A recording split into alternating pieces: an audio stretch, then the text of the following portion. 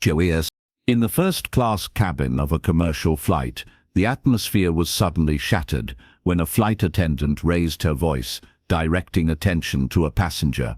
"Look, she has drugs in her bag," she announced loudly, pointing to the only black woman on the plane. Her tone was accusatory as she held up a small package, like it was evidence in a courtroom. Gasps rippled through the cabin, and passengers quickly reached for their phones, eager to capture the unfolding drama.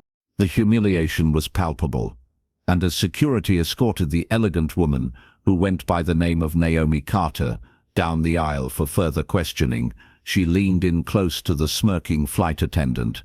"You have no idea what you've just done," Naomi whispered, her voice low but filled with a chilling undertone. The flight attendant, Emily Johnson, stood frozen, unaware that she had just framed a highly trained federal agent. Little did she know, her actions were about to unravel her life and career in ways she couldn't possibly foresee. The passengers exchanged uneasy glances, some recording the incident while others murmured among themselves. A middle-aged man shook his head in disbelief, while a young woman, her eyes wide with shock, whispered to her friend, "Is this really happening?" The tension in the air was thick, and the sense of injustice hung heavily as the flight continued, setting the stage for a shocking turn of events that no one aboard could have anticipated. If you've ever witnessed someone being mistreated or wrongfully accused, you won't want to miss the unfolding of this gripping story. Stay tuned for what happens next. It's a tale that demands your attention. 12 hours prior to this explosive encounter, Naomi Carter was meticulously preparing for her mission as a CIA operative. At 38, Naomi had shattered every barrier in her path: gender, race, and the old boys' network of intelligence officers who never believed a black woman from a modest background could rise to such heights. She was not just any agent. She had recently been appointed head of the CIA's covert Aviation Security division, a role entrusted to her by Director Thompson himself, due to her outstanding success rate in counter-terrorism operations that had saved countless lives but rarely made headlines. As she packed her carry-on in her hotel room that morning, her secure phone buzzed with a message from Director Thompson. "The airline CEO has been briefed on your cover," he informed her. "No one else knows. As far as the flight crew is concerned, you're just another first-class passenger. Your true mission to uncover a drug smuggling operation linked to this airline remains classified." What set Naomi apart was not only her analytical prowess and impeccable service record, but also her almost instinctual awareness of her surroundings. Throughout her career, she had demonstrated an uncanny ability to notice details that others overlooked, sensing threats long before they materialized. As she navigated the bustling terminal that morning, Naomi seamlessly transitioned into her operative mindset. She caught a child who had stumbled while their mother was distracted, noticed an outdated security badge on a maintenance worker, and overheard a hushed conversation between TSA agents who seemed more focused on their phones than their duties. Each observation was quietly logged in her specialized app, designed to look like a social media platform but functioning as a secure CIA documentation tool.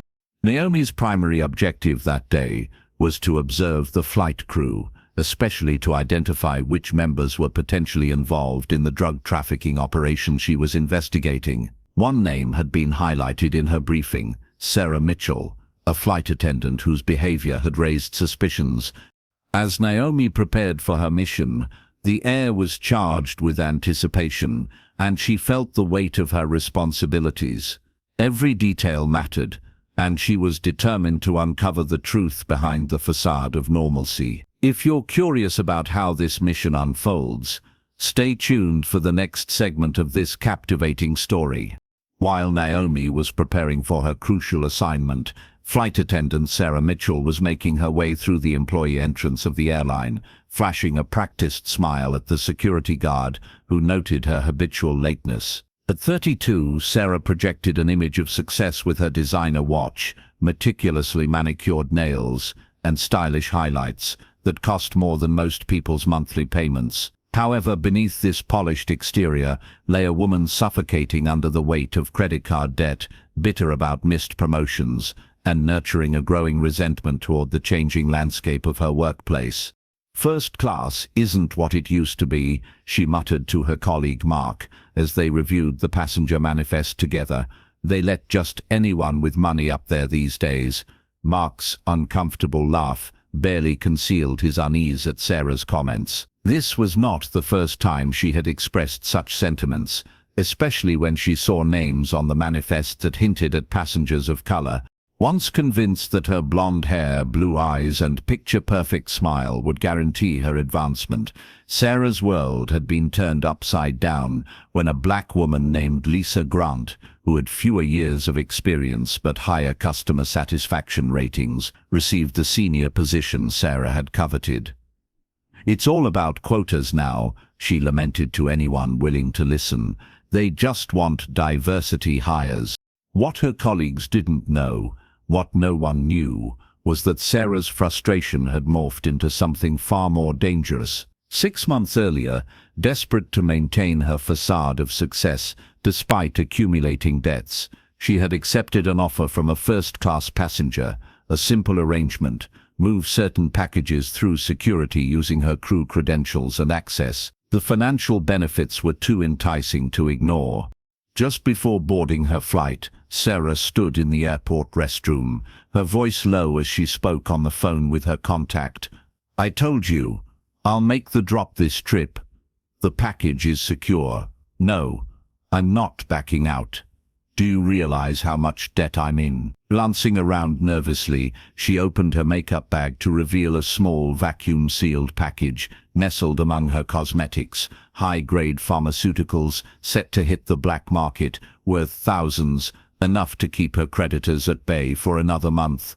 As Sarah joined her crew, she donned her mask of professionalism, completely unaware that today's flight would bring her face to face with someone dedicated to seeing through her carefully constructed facade. If you're intrigued by the unfolding dynamics between these two women, be sure to catch the next installment of this gripping narrative.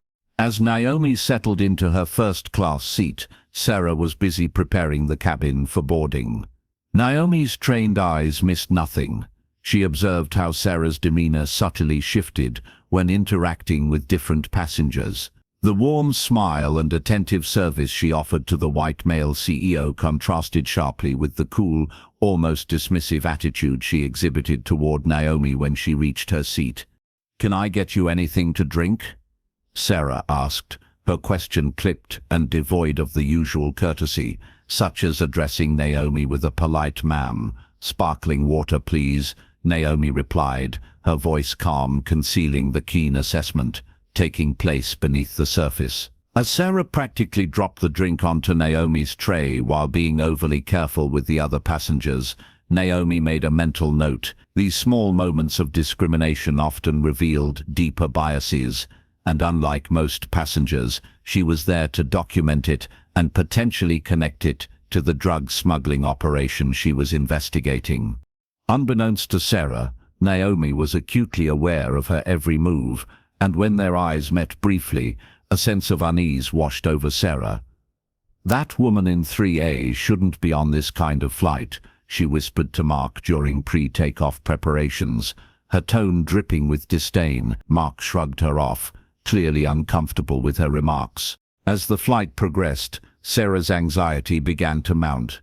She felt an urgent need to ensure her own safety, to eliminate any threat to her illicit operation. A plan formed in her mind, one that would not only remove Naomi, but also reinforce the racial stereotypes Sarah privately held. With the plane taxiing for takeoff, the unfair treatment Naomi faced was about to escalate dramatically. Once the plane reached cruising altitude, Naomi sat quietly, appearing to work on her tablet. In reality, she was observing everything around her, noting each detail with precision. After pressing the call button above her seat, she waited for a response. But Sarah continued to pass by, attending to other passengers, while ignoring Naomi's repeated requests for assistance. Finally, a white man in seat 2C pressed his button, and Sarah was at his side in an instant, all smiles and eager to please. "What can I get for you, sir?" he asked, requesting a drink. Naomi watched as the contrast in service became increasingly glaring. When she finally caught Sarah's eye after multiple attempts, the flight attendant's demeanor was cold. "Did you need something?" she asked flatly, omitting the customary politeness she extended to others. "I requested a blanket twice. It's quite cold in this section," Naomi stated, maintaining her composure. "We have limited blankets. I'll check if there are any left," Sarah replied, dismissively, and Naomi waited in vain for the service she had requested. As minutes ticked by without a blanket, Naomi continued to take notes on her phone, keeping her facial expression neutral. This wasn't just poor service, it was indicative of the type of unfair treatment she was trained to watch for, alongside the drug smuggling she was investigating. Meanwhile, Sarah grew increasingly anxious, her mind racing as she thought about the package of drugs hidden in her crew bag. After observing Sarah's nervous behavior, Naomi noted subtle signs of her anxiety: the flight attendant's shaky hands while serving drinks, her frequent glances toward her bag, and whispered conversations with Mark that abruptly ceased whenever someone else approached. These were all indicators of someone involved in illicit activities. During a quiet moment, Naomi watched as Sarah slipped into the first-class bathroom with her crew bag, only to emerge 2 minutes later without it, looking visibly relieved. Naomi's suspicions had been confirmed. She knew a drug drop had just occurred right in front of her. Minutes later, a well-dressed man exited the same bathroom, his jacket pocket bulging suspiciously. What Naomi didn't realize was how far Sarah would go to protect herself when she felt cornered. If you're eager to find out how this intense situation unfolds, make sure to stay tuned for the next part of this thrilling story. As the flight continued, Sarah's anxiety transformed into desperation. She knew she had to eliminate any potential threat to her operation, and a plan began to take shape in her mind, one that would not only rid her of Naomi, but also reinforce the racial biases she harbored. With the plane now cruising at altitude, she resolved to take drastic action.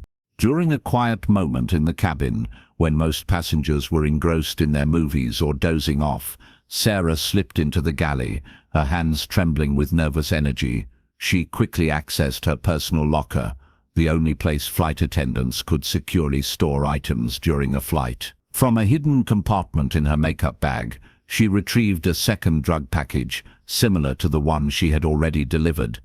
This package was meant for her own profit, a little insurance to help her pay off her mounting debts, but now she had a different use for it in mind.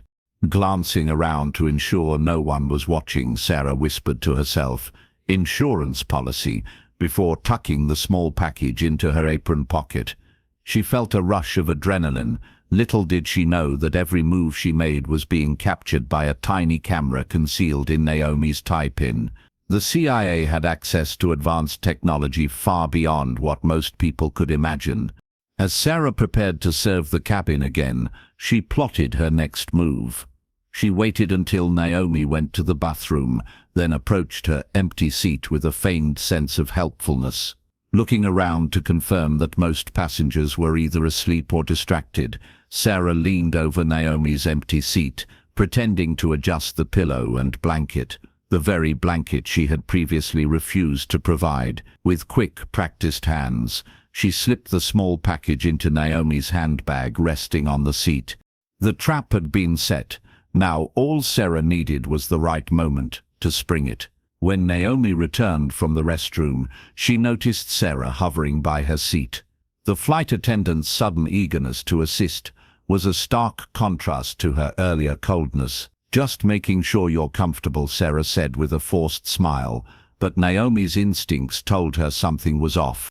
As Naomi settled back into her seat, she scanned the area, her senses heightened. She didn't see anything out of the ordinary right away, but the hidden camera in her tie-pin had recorded Sarah's actions, evidence of an elaborate scheme that was about to unfold. Sarah, feeling the pressure mounting, waited for 20 minutes before making her move. Naomi knew something was amiss, but instead of confronting Sarah immediately, she continued to take notes, shifting her focus from merely identifying drug routes to gathering evidence against someone who was attempting to frame her. If you're intrigued by how this intense game of cat and mouse will evolve, don't miss the next segment of this thrilling narrative. During a lull in the flight when most passengers were engrossed in their entertainment or drifting off to sleep, Sarah's nerves reached a breaking point. She made her way back to the galley, her hands shaking as she tried to maintain her composure. Knowing she had to act, she decided to alert the captain about her fabricated concerns regarding Naomi. "Sir, I believe a first-class passenger has illegal drugs," Sarah reported loudly, her voice trembling with feigned urgency. "I saw her acting suspiciously, and I think we need to check her bag." The captain, adhering to standard security protocols for potential threats, instructed Sarah to coordinate with the air marshal to investigate. With a fake look of concern plastered on her face, Sarah approached Naomi's seat alongside another flight attendant, then the air marshal. She raised her voice so that all the passengers could hear, creating a spectacle. "Excuse me, I need to check your bag right now," she declared, her tone authoritative. Naomi looked up from her tablet, maintaining her calm demeanor despite the brewing storm. "May I ask why?" she replied, her voice steady. "We've received information about illegal items on this flight," Sarah announced loudly, drawing the attention of curious passengers. Whispers spread through the cabin as people turned to witness the unfolding drama, phones at the ready to capture the moment. "I do not consent to a search of my personal belongings," Naomi asserted firmly, aware of her rights. "This isn't a request, ma'am," the air marshal interjected. "Under air safety rules, we can search any passenger's belongings if we suspect a threat to the flight." Without waiting for Naomi's response, Sarah feigned shock as she grabbed Naomi's handbag, pulling it open with exaggerated disbelief. "What is this?" she exclaimed, holding up the small package she had planted. Gasps filled the cabin as passengers reacted to the scene, some shaking their heads in disbelief, while others pulled out their phones to record the moment. "That is not mine," Naomi insisted, her voice unwavering. "I have no idea how that got into my bag." "It was in your handbag," Sarah said, her tone dripping with accusation, relishing the attention she was receiving. "Sir," she said to the air marshal, "this appears to be prescription drugs being sold illegally." The murmurs grew louder as passengers exchanged shocked looks, reinforcing the narrative Sarah was weaving. The air marshal's demeanor shifted as he took Naomi's arm. "Ma'am, I need you to come with me to the back of the plane. This is a serious situation." Despite the fear and anger bubbling inside her, Naomi stood tall, her dignity intact. As she walked toward the back of the plane, she could hear the whispers of judgment from her fellow passengers. "I can't believe they let someone like that in first class, and good thing they caught her before she could do any harm." Naomi leaned in close to Sarah, her voice low but filled with a fierce intensity. "You have no idea what you've just done," she whispered, her words laced with a threat that sent a shiver down Sarah's spine. As Naomi was escorted away, the flight attendants and passengers remained oblivious to the truth. They were witnessing the wrongful arrest of a federal agent, setting into motion a series of events that would unravel a much larger scheme. If you're eager to find out how this shocking incident will affect everyone involved, don't miss the next part of this gripping tale. After Naomi was taken into custody, she remained remarkably composed, despite the chaos surrounding her.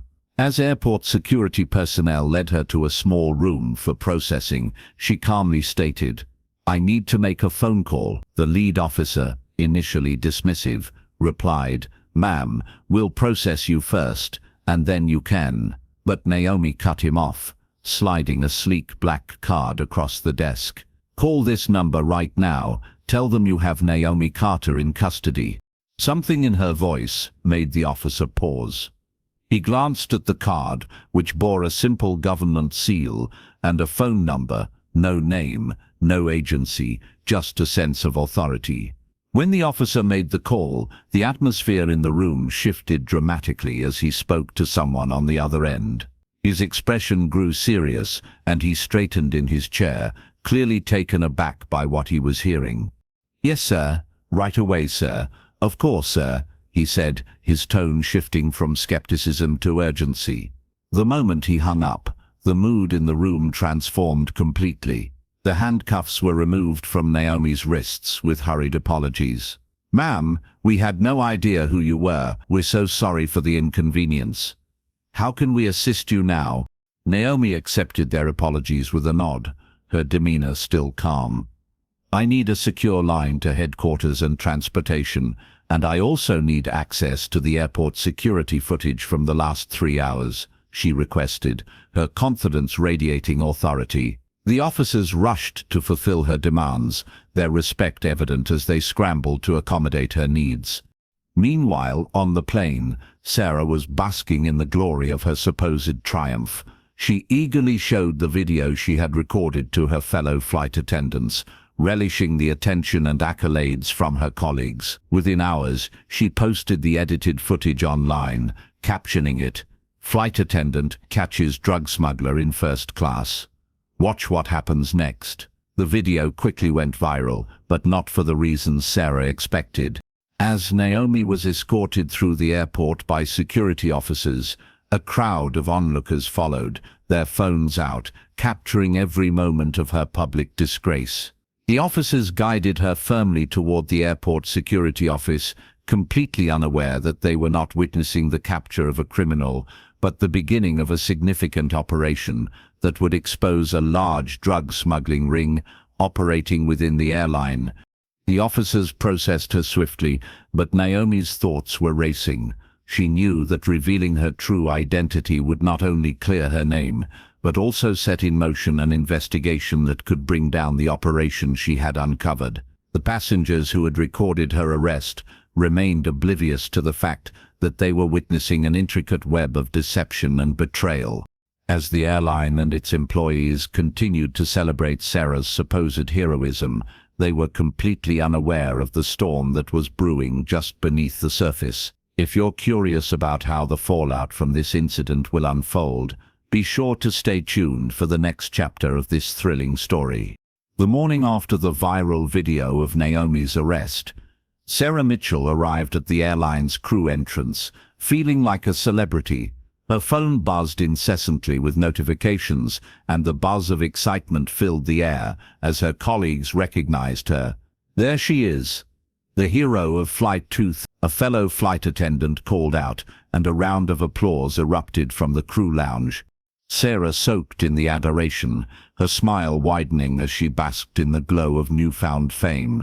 "The Morning News wants to interview you," Mark said, handing her a coffee.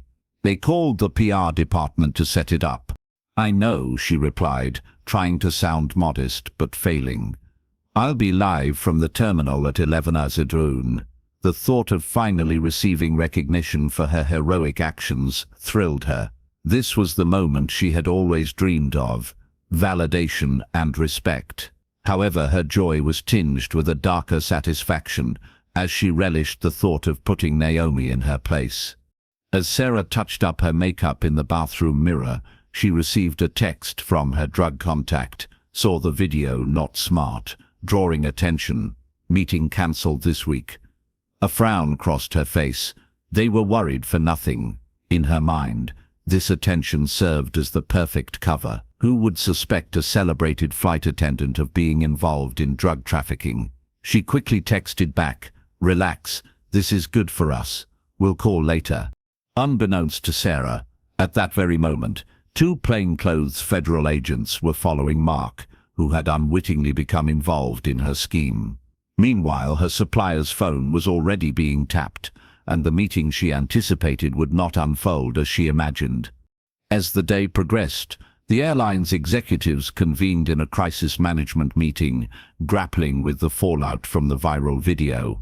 The chief communications officer scrolled through social media reactions, her expression grim. This is a PR nightmare.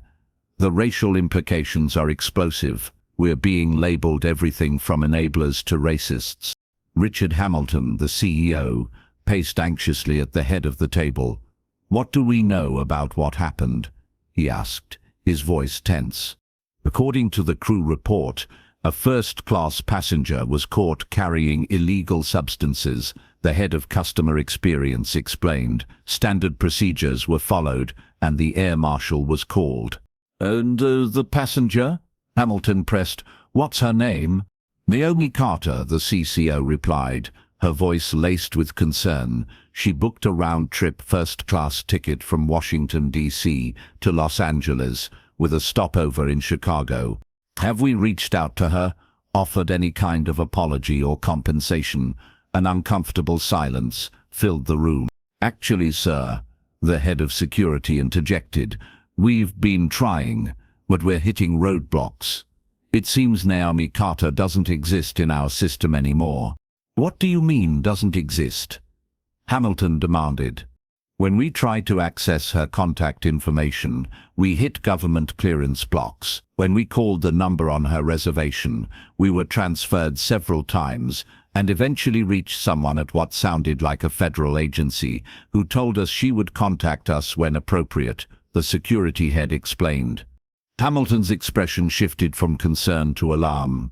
Are you telling me we might have detained a federal agent or diplomat? As the executives processed this shocking revelation, the head of legal affairs spoke up. What do they want us to do? They're sending Agent Carter here tomorrow morning to brief us personally, Hamilton replied, his tone resolute. In the meantime, we need to issue a standard statement about our investigation, and most importantly, not alert Sarah or any other crew members that they're under scrutiny. While Sarah reveled in her newfound fame, she remained blissfully unaware that her viral moment was about to turn into evidence in a federal investigation.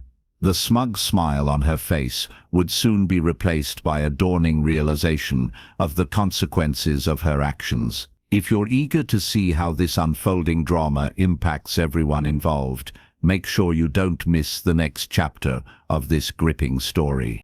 The following day, the atmosphere at Atlantic Airways headquarters was electric, with anticipation as flight crews from across the airline network gathered for what they believed was a special recognition ceremony. Excited chatter filled the large conference room, but a sense of unease lingered in the air as Sarah Mitchell, still riding high on her viral fame, took her seat in the front row. She sat up straight, her uniform pressed and immaculate, a wide smile plastered on her face as she prepared for her moment in the spotlight. However, as the CEO, Richard Hamilton, entered the room alongside his executive team, it became clear that this was not going to be the celebration Sarah had envisioned. The usual warmth associated with such events was absent.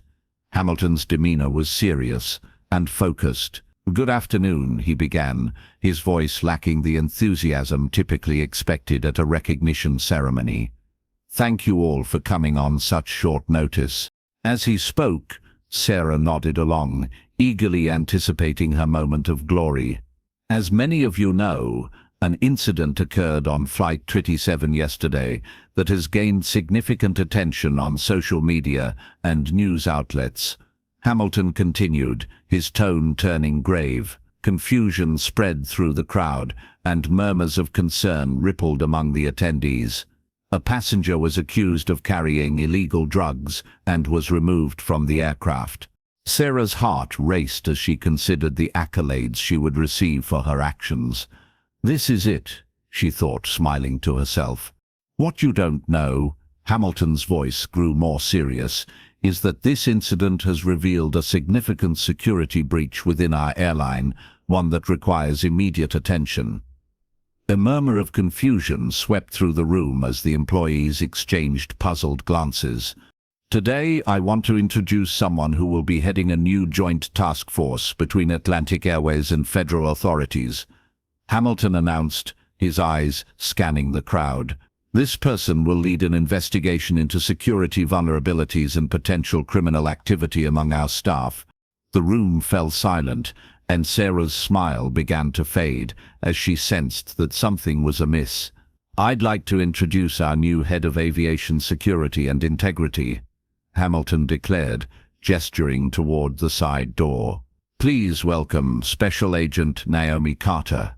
As the door opened, Naomi walked in with an air of confidence, dressed in a tailored suit that screamed authority.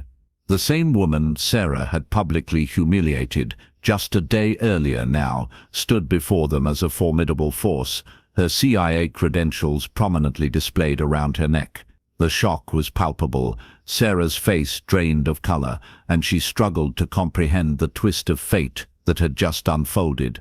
Naomi's presence commanded respect, and the room fell silent as she took her place at the front, her eyes locking onto Sarah's.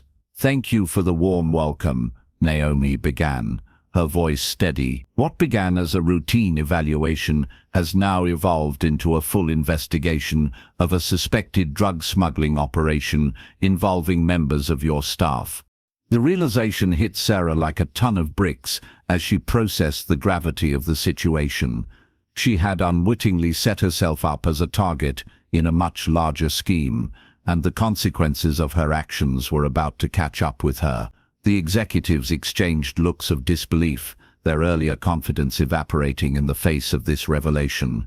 As Naomi detailed the investigation, she laid out the evidence collected, including footage of Sarah planting drugs in her handbag. The room buzzed with shock and concern. "We need to ensure the safety and integrity of our airline," Naomi stated firmly, her gaze unwavering. Sarah sat frozen, her mind racing as she tried to devise a way out of this predicament. The admiration she had once basked in now felt like a distant memory, replaced by fear and regret. The applause that had once greeted her was now a haunting reminder of her folly. This was not just a story of mistaken identity, it was a powerful lesson in justice and accountability. As the meeting continued, it became clear that the consequences of Sarah's actions would be severe, and the truth would ultimately prevail. If you're curious about how justice will be served, and what lies ahead for both Naomi and Sarah, don't miss the thrilling conclusion of this captivating story.